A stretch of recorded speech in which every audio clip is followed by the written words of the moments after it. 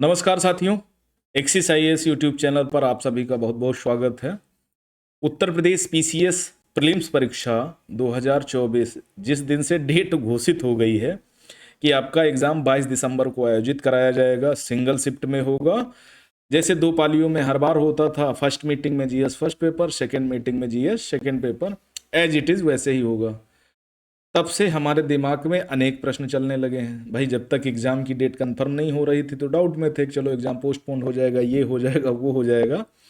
लेकिन जैसे exam clear हो गया कि नहीं, इस डेट में एग्ज़ाम होना है, तो सिंपल सी बात है, टेंशन तो आएगी कि एग्ज़ाम को भाई कैसे क्लियर करना है, कट ऑफ क्या जाएगी इस बार, और तरह तरह के मन में सवाल चलने लगे हैं, तरह तरह की भ्रांतियाँ आने लगी हैं। तो मुझे लगा इस विषय पर बात करनी चाहिए। तो अगर आज से बात करें तो यूपी पीसीएस प्रीलिम्स 2024 के लिए लगभग आपके पास 32वें दिन आपका एग्ज़ाम होगा।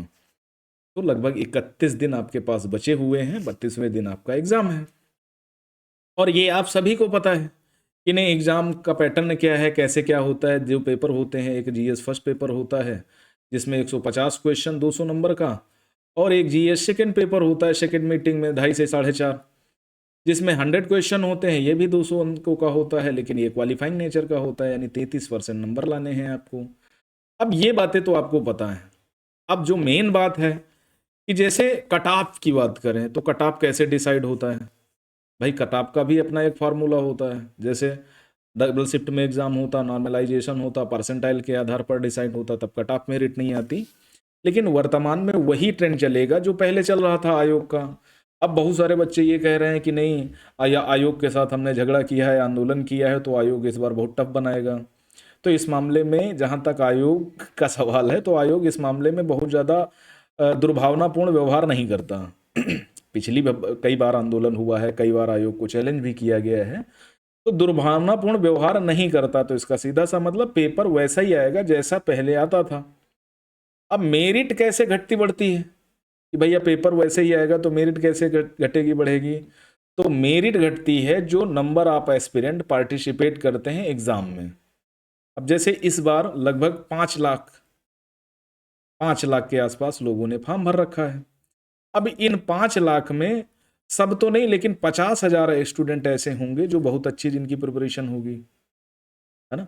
अब 50,000 एस्पिरेंट्स जिनकी प्रिपरेशन बहुत अच्छी है, एक अच्छा समय भी मिला है, तो इनकी तैयारी में 4 चांद और लग गए होंगे। तो इसका मतलब कि मेरिट बढ़ सकती है, घट भी सकती है।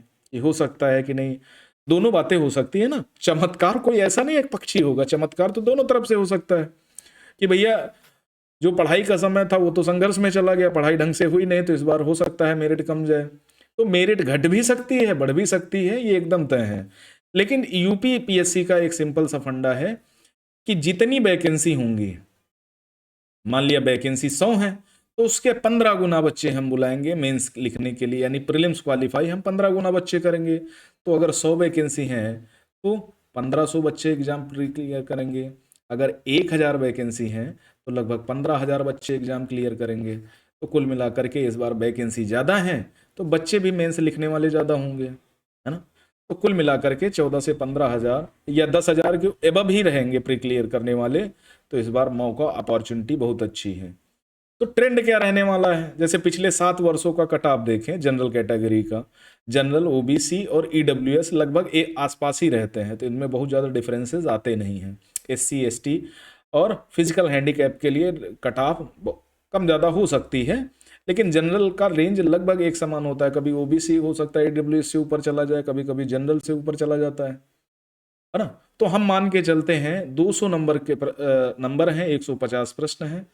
अगर 2017 में देखें, 2017-18 इस समय थोड़ा सा ट्रेंड चेंज हुआ, तो 2017 में 128 अंक कट ऑफ गई थी। 96 प्रश्न जितने सही कर लिए थे उनका प्रीलिम्स हो गया था, वैकेंसी कम थी।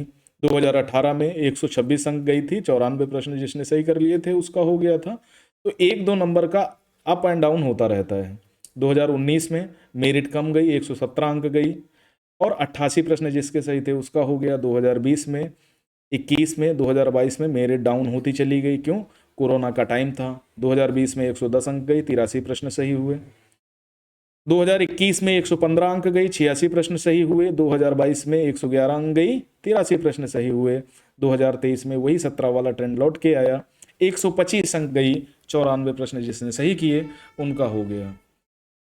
अब देखो, आपने मोटा मोटा रेशियो ले लिया कि भैया हमको क्या करना है, 94 प्रश्न सही करने हैं। अब देखो सिंपल सी बात है, इसमें जो प्रश्न सही हुए होंगे प्लस में गए होंगे और जो गलत किए होंगे वो नेगेटिव में गए हैं। तो कुल काट पीट के 125 अंक जिसके आए थे 2023 में, उसका प्रीलिम्स हुआ था। मान लिया किसी ने 115 क्वेश्चन किए, अब 10 क्वेश्चन उसके गलत निकल गए और 105 क्वेश्चन उसको सही हुए, तो इनका जो दंड इन पर मिला, तो इसके मान लिया गया कि 10 क्वेश्चन इसके गलत थे, इसमें नेगेटिव करके उस हिसाब से जोड़ घटा करके सारा निकाल लिया जाता है। तो अब बहुत सारे लोग ऐसे हैं कि उनका मानना है कि यार 95 क्वेश्चन कर लेना है और अपना काम हो जाएगा। तो मेरा ये कहना है कि 95 सिर्फ क्वेश्चन करने से आपका काम नहीं होने वाला। आपको क्या करना होगा, 95 प्रश्न सही करने हैं। और 95 प्रश्न सही करने का मतलब है आपको 110, 115, 120 क्वेश्चन तक करने पड़ेंगे, है ना। बहुत सारे लोग 150 के 50 ठोक के चले आएंगे, बहुत सारे ऐसे होंगे सिर्फ 95 ही ठोक के आएंगे। तो ऐसा नहीं करना है, लगभग 120, 125 तक आपको क्वेश्चन करना है। वही क्वेश्चन छोड़ने हैं जो आपकी रेंज से आपने कभी जीवन में नहीं उनको देखा, है ना। उन पर रिस्क नहीं लेना है, लेकिन जहां रिस्क लेने वाली बात है वहां आपको लेना ही पड़ता है। तो सिंपल सी बात है, आपको इतने अंक लाने के लिए लगभग 120, 125 क्वेश्चन सही करने हैं, जिनमें से आपको काट पीट के यानी नेगेटिव मार्किंग हटा के आपके 95, 100 क्वेश्चन सही होने ही चाहिए। तो आपका प्रीलिम्स आसानी से क्लियर हो जाएगा। वैकेंसी ज़्यादा है तो बेनिफिट भी जरूर ज़्यादा मिलेगा। पहली बात तो ये निकल करके आई।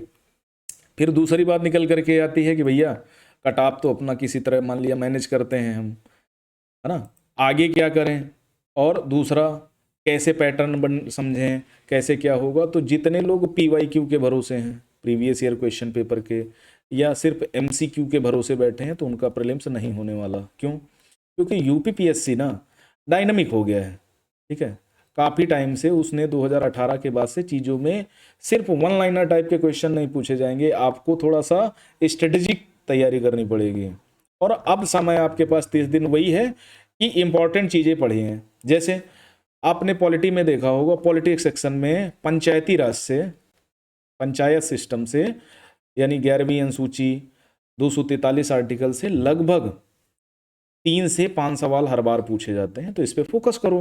फंडामेंटल राइट से 2-3 सवाल पूछे जाते हैं, इस पे फोकस करो। अनुसूचियों से, अनुसूची, है ना, भाग संविधान के, इनसे लगभग 4-5 सवाल पूछे जाते हैं, इन पर फोकस करना है। तो वो एरियाज पे ज़्यादा कवर करना है। इन रिसेंट सिनेरियो जब आपके पास 30-32 दिन बचते हैं, तब आपको उन चीज़ों पे ज़्यादा फोकस करना पड़ेगा जो चीज़ें एग्जाम की दृष्टि से इंपॉर्टेंट हैं। अब आपको संसद में समितियां पढ़ने वाला टाइम नहीं है, आपको अनुसूचियां याद करना है, किस अनुसूची में क्या दिया गया है, कौन कौन से सब्जेक्ट हैं, राज्य सूची के विषय क्या हैं, संघ सूची में कैसे क्या दिक्कत है। ये सारी आपको चीज़ें पढ़नी है। हिस्ट्री में आपको अनुमान लगाना पड़ेगा कि जैसे पिछले अगर हम 2023 के पेपर को देखें, है ना, सिर्फ मॉडर्न जो पढ़ रहा है कि नहीं यार मॉडर्न हिस्ट्री पढ़ लेते हैं अपना काम हो जाएगा, तो भैया नहीं हो पाएगा। अब अगर इतिहास का देखें, इतिहास आर्ट एंड कल्चर से पिछली बार लगभग 25-26 क्वेश्चन पूछे गए थे। अब इन 25-26 में एंशियंट, ठीक है, मिडवल और मॉडर्न, इन सब से पूछे गए। मॉडर्न से 10 क्वेश्चन पूछे गए, इनसे मान लिया किसी में 7 पूछे गए, किसी में 10। आर्ट एंड कल्चर में 5-6 क्वेश्चन पूछे गए। तो कुल मिलाकर के इन जिस्ट ये है कि कुछ ऐसे टॉपिक्स हैं जहां से हर साल क्वेश्चन पूछे ही जाते हैं, उन टॉपिक पे पकड़ बनानी है। जैसे सल्तनत काल से 1-2 क्वेश्चन पूछने हैं, तो सल्तनत काल का जो अर्ली वाला सिस्टम है ना, सल्तनत काल की प्रशासनिक व्यवस्था, सल्तनत काल की राजनीतिक जो कन्वर्जेंस हुआ, जो साहित्य लिखा गया सल्तनत काल में, उनसे रिलेट करके क्वेश्चन पूछना है। क्षेत्रीय राज्यों का जो उदय हुआ, है ना, जो भक्ति काल आया, उसके बारे में, मुगल वंश से प्रशासन के विषय में ज़्यादा क्वेश्चन पूछे जाते हैं, तो प्रशासनिक स्ट्रक्चर को ठीक से आपको तैयार करना है। कुछ विदेशी यात्री मुगल शासनकाल में भारत में आए, विदेशी यात्रियों का इंपॉर्टेंस फेज हो जाता है ना। विजयनगर साम्राज्य आपको पता होना चाहिए। क्षेत्रीय राज्यों का उदय कैसे हुआ, अहमदनगर कैसे आया, गोलकुंडा कैसे आया, ठीक है, अवध में क्या हुआ। तो ये सारी चीज़ें आपको करनी पड़ेंगी। सिर्फ हवाबाजी से काम नहीं चलने वाला है कि आपने PYQ कर लिया आपका हो गया। जब एग्जाम डायनेमिक होता है तो चीज़ों में बड़ा बदलाव आता है। तो उन चीज़ों को दिमाग में रखकर करना।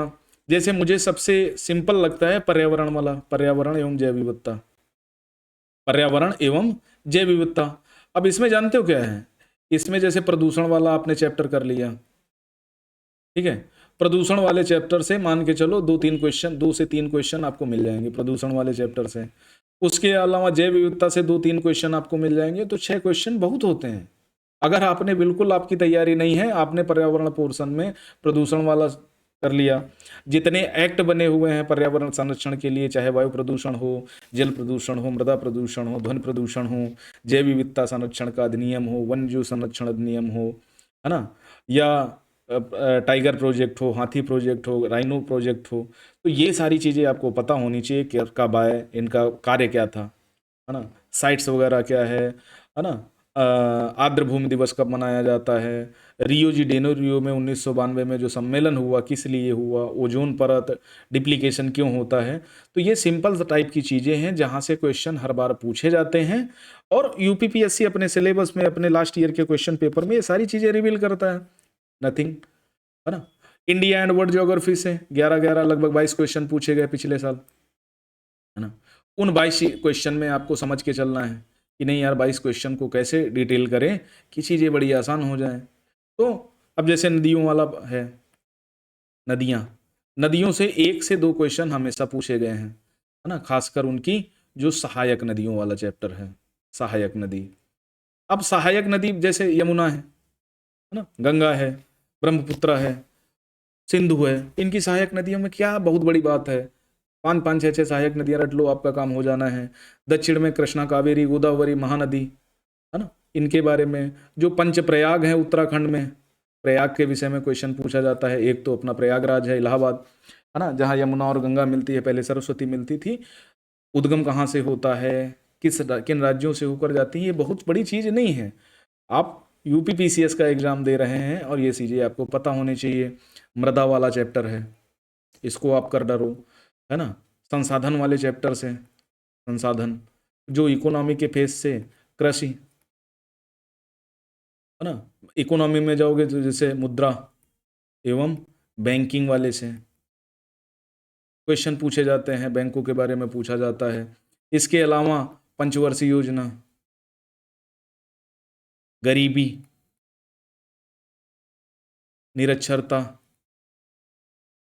ना, इनसे क्वेश्चन पूछे जाते हैं, तो ये आपको तैयार करने पड़ेंगे। कुछ मिसलेनियस टाइप के आते हैं 10 से 12 क्वेश्चन, है ना। यूपी स्पेशल से लगभग 25 से 30 क्वेश्चन आते हैं। आपका जो बजट है ना, 2024 वाला जो बजट है उसको पढ़ डालो, खासकर कुछ केंद्रीय योजनाओं के बारे में एक अनुमान लग जाएगा कि नहीं, किस में कितना आवंटन किया गया, है ना, थीम क्या था। तो मोटी मोटी जो चीज़ें हैं, हमने उसके लिए प्रॉपर वीडियो भी बनाया, देख सकते हो। राष्ट्रीय पार्क है, वन्य जीव अभ्यारण्य हैं, उत्तर प्रदेश में कितने पक्षी विहार हैं, नया कोई ऐसा रिजर्व तो नहीं बनाया गया उत्तर प्रदेश में, कितने नेशनल पार्क हैं, ये सारी चीज़ें काफ़ी इंपॉर्टेंट हैं यूपी के लिहाज से। उसका इतिहास, भूगोल, है ना, एनवायरनमेंट, पर्यावरण, ये सारी चीज़ें हर बार क्वेश्चन पूछा जाता है। करंट अफेयर्स जैसे, अब बहुत सारे लोग करंट अफेयर्स में जी जान से लोगे होंगे, लगभग 20 से 25 क्वेश्चन पूछे जाते हैं, फंस जाए तो ठीक है। नहीं, अपना बेसिक अगर आपने स्ट्रांग है, आपका बेसिक बहुत अच्छा है। बेसिक का मतलब अगर आपने हिस्ट्री, पॉलिटी, इकोनॉमी, जियोग्राफी और इन्वायरमेंट, ईवीएस और साइंस, यूपी भी थोड़ा बहुत रख लो, अगर ये 6 चैप्टर में अगर ठीक से ध्यान दिया होता, तो ये मान के चलो 80% सिलेबस तो यही है आपका जो रिवील है, जिसमें आप थोड़ा सा मेहनत कर लो, आपका प्रीलिम्स आराम से हो जाएगा। तो ये सारी चीज़ें अगर आप करके बैठे हैं, हाँ, इतना सब कुछ कर लिया है, तो आपका प्रीलिम्स नहीं रुकने वाला है, ये मेरी गारंटी है। दूसरा, चैलेंजेस तो आते हैं, जैसे इस बार एग्जाम में चैलेंज है, कई बार 17 मार्च, 27 अक्टूबर, 7-8 दिसंबर, फिर 22 दिसंबर जा करके एग्जैक्ट फाइनल होता है कि एग्ज़ाम होगा। आर ओ वालों का अभी बिल्कुल पता नहीं कि कब होगा कब नहीं होगा। तो जब आपको पता है कि नहीं मेरा एग्ज़ाम है, तो दिक्कत तो आएगी, स्ट्रेस तो आएगा।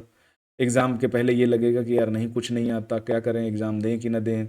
हज़ारों तरह के सवाल आते हैं, हज़ारों तरह के स्ट्रेस आते हैं। तो मेरा बात एक याद रखना, भाई चमत्कार भी होते हैं जीवन में, हो सकता है जो टॉपिक आपने पढ़े हों वही प्रीलिम्स में पूछ लिए जाएं, या ये भी हो सकता है कि आपने बहुत सारी मेहनत करी और इम्पोर्टेंट पढ़ने के चक्कर में 2-4-10 टॉपिक छोड़ दिए और उन 2-4-10 टॉपिक से लगभग 30-40 क्वेश्चन आ गए, आपका प्रीलिम्स का बंटाधार हो गया। तो कभी कभी ऐसा हो जाता है कि आपने बहुत तैयारी करी थी लेकिन आपका नहीं हुआ, किसी ने बहुत कम तैयारी करी उसका हो गया, तो चमत्कार कभी कभी हो जाता है।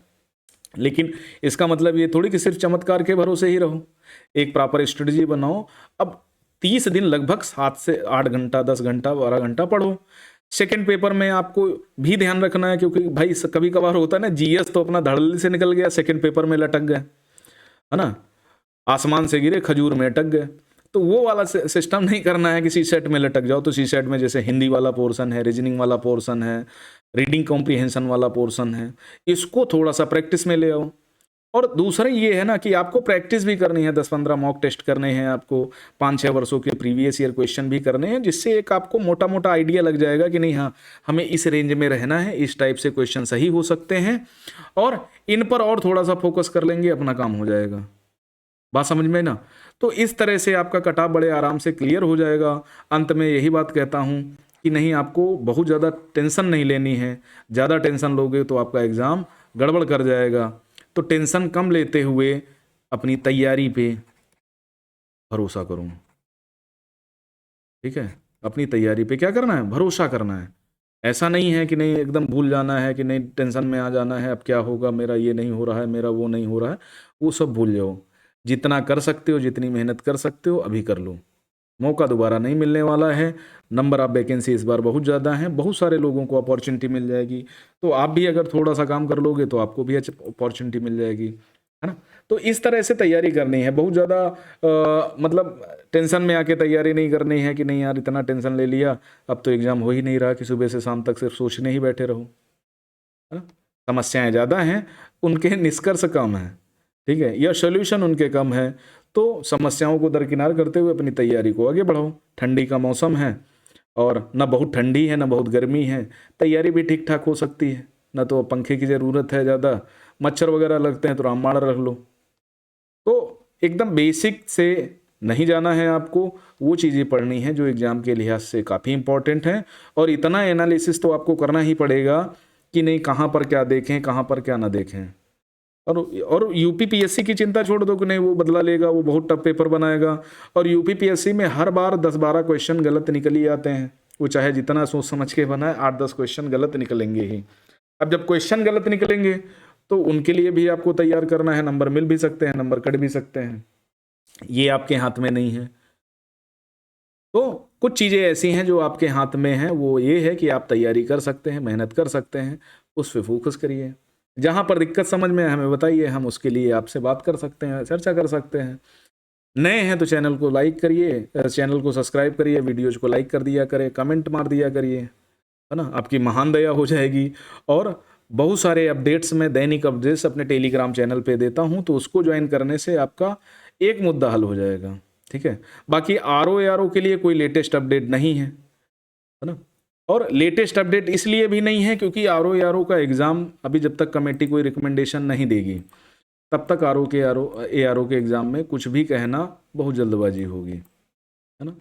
तो आप जो तैयारी कर सकते हैं, आपके पास मौके अच्छे हैं, चीज़ें ठीक ठाक हैं, तो उनके लिए लगे रहिए, ठीक। और दूसरा आरओ का एग्ज़ाम जब होगा देखा जाएगा, कमेटी रिकमेंडेशन आएगी, रिकमेंडेशन अच्छी लगी तो मानी जाएंगी, नहीं अच्छी लगी तो फिर आंदोलन करेंगे, क्या ही उसमें जाएगा, है ना। तो अभी आपको सिर्फ पीसीएस पे फोकस करना है, आरओ पे पीसीएस के बाद कर लेंगे, अभी उसके टाइम में एग्ज़ाम में उसका टाइम लगेगा, क्योंकि लगभग 2600-2700 केंद्र चाहिए आरओ एग्ज़ाम को कराने के लिए, उतने केंद्र हैं नहीं, 41 जिलों में तो केंद्र बना रहा है आयोग, तो दिक्कतें उसमें भी ज़्यादा हैं, और उसका निष्कर्ष वो लंबा खींचेगा, उसके लिए आपको आगे तैयार होना पड़ेगा। अभी जो टाइम है आपके पास उसको पे पीसीएस पे फोकस करो, मेहनत करो, जहाँ पर दिक्कत समझ में आए हमें बताइए, और कटऑफ के चक्कर में ज़्यादा नहीं रहिए। लेकिन हाँ, ये मान के चलिए आपको 105 क्वेश्चन के आसपास, 115-120 क्वेश्चन, 125 से ऊपर नहीं करना, 125-26 के आसपास ही आपको क्वेश्चन करने हैं, आराम से हो जाएंगे। बस आप अपनी तैयारी को धार दीजिए, टेंशन छोड़ दीजिए, ठीक है। तो आज के लिए इतना ही, थैंक यू वेरी मच, मिलते हैं अगले सेशन में। तब तक के लिए धन्यवाद, नमस्कार।